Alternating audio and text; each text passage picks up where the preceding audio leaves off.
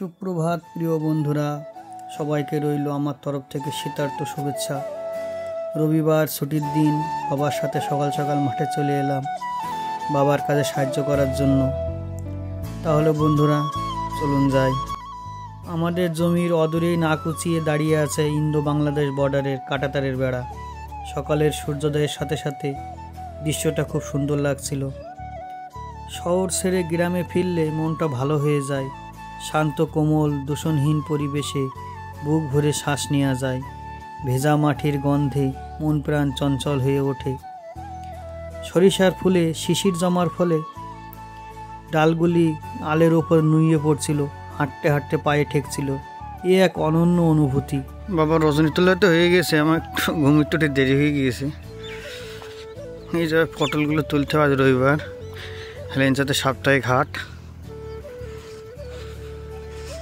পাশে সবাই পটল তুলছে, পাশের জমিতে যে বৌদিরা পটল তুলছে এই দূরে।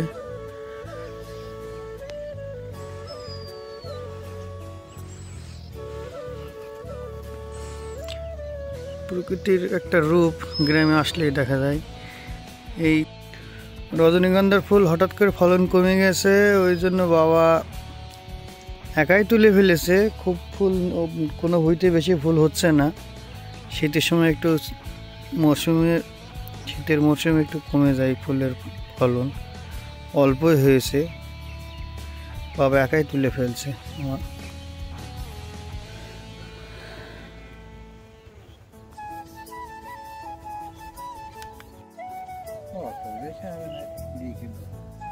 নতুন গাছ তো,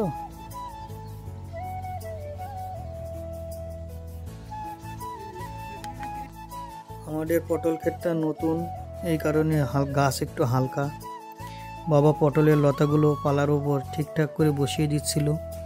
পটল গ্রীষ্মকালের ফসল, শীতকালে এর ফলন কমে যায়। শীত শেষে বসন্তের হাওয়া পেলে পটল গাছ থেকে নতুন লতা বের হয়, সাথে সাথে ফুল ফল হয়, উৎপাদনও বেড়ে যায়।